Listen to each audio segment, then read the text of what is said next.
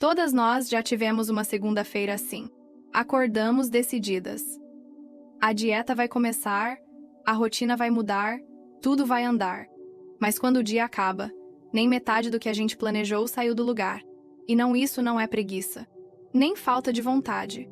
É só que, entre o barulho do mundo lá fora e o tumulto que às vezes existe aqui dentro, a gente se perde. E quando percebe, a semana virou mais uma repetição. Do cansaço, da culpa, da frustração. Você já se perguntou por que isso continua se repetindo? Talvez porque a gente tente mudar tudo de uma vez. Mas e se não for sobre fazer mais? E sim sobre fazer com mais intenção? Existem 7 hábitos simples que, quando praticados de verdade, podem transformar não só o seu dia, mas a forma como você vive a sua semana. Não tem mágica.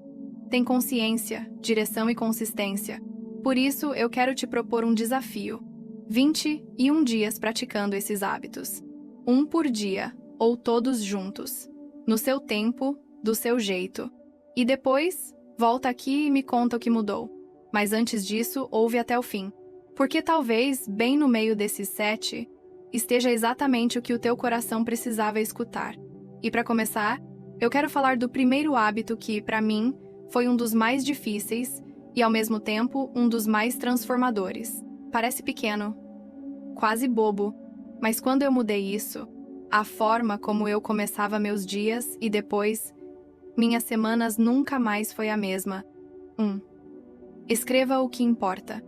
Já aconteceu com você de deitar cheia de ideias e no dia seguinte não lembrar de nada? Ou passar o dia inteiro ocupada? E no final se perguntar: mas o que foi que eu realmente fiz hoje? A cabeça da gente vive cheia. Pensamentos, preocupações, planos, só que o que não é anotado se perde. Eu achava que conseguia lembrar de tudo, até perceber que estava esquecendo de mim. Esquecendo do que era prioridade, do que precisava de atenção, do que eu realmente queria fazer. Foi aí que eu comecei a escrever. Não era um diário bonito, nem um planner cheio de cor. Era só um caderno simples, onde todo dia eu anotava 3 coisas. O que eu queria sentir, o que eu precisava fazer e o que eu não podia esquecer. Escrever me trouxe clareza, me devolveu direção. Quando eu escrevo, eu organizo. E quando eu organizo, eu ajo com mais intenção.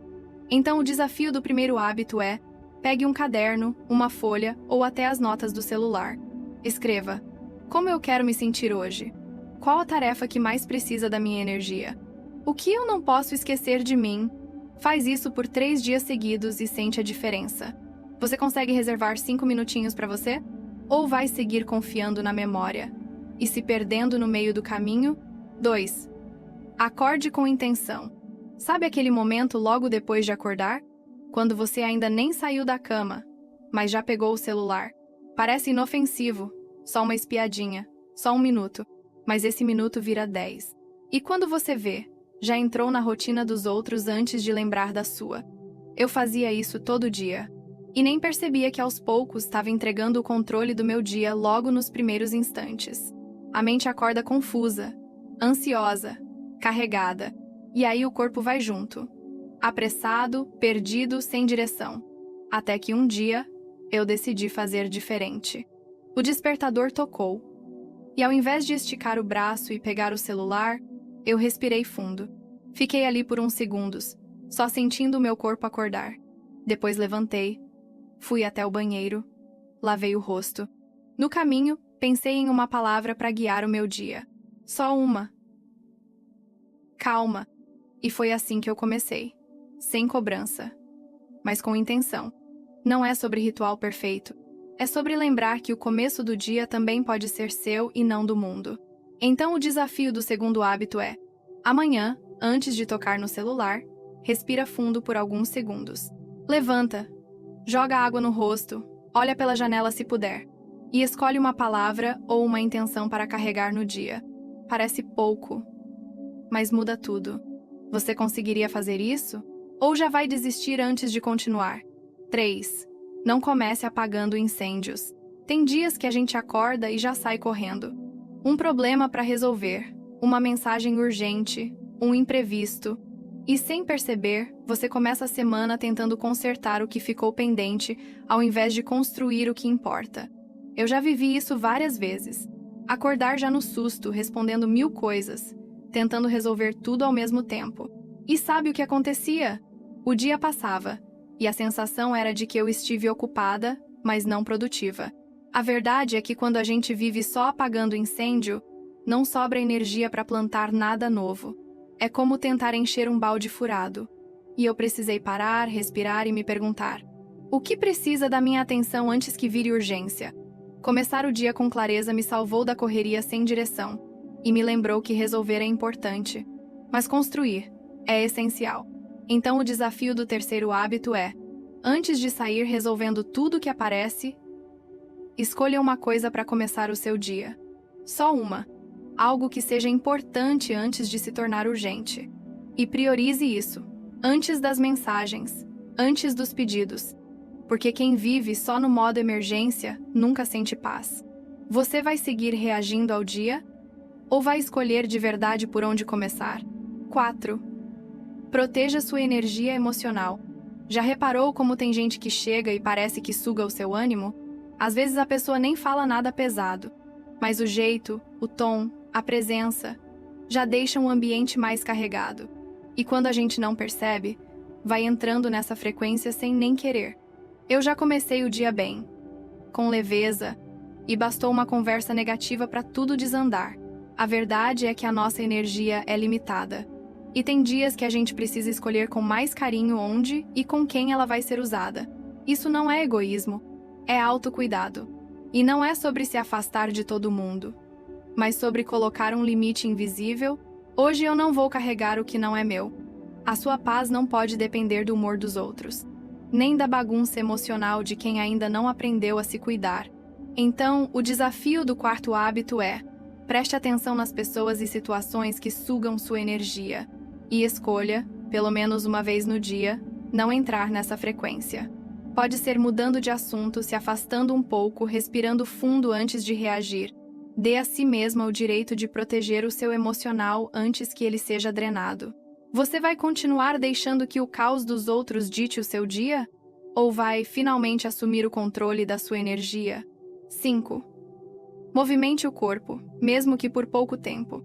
Eu achava que para cuidar do meu corpo eu precisava de muito tempo. 1 hora de academia, um treino completo, uma rotina perfeita. E aí, como eu não tinha tudo isso, eu não fazia nada. Até que um dia, cansada demais até para pensar, eu simplesmente coloquei uma música e comecei a me alongar. Não tinha um plano, só tinha meu corpo e a vontade de me sentir um pouco mais viva. E sabe o que aconteceu? Aqueles 5 minutos mudaram completamente meu estado emocional. A verdade é que o nosso corpo guarda o que a mente não resolve. E quando a gente se movimenta, a gente desbloqueia coisa demais por dentro. Movimento é mais do que exercício. É uma forma de voltar para si.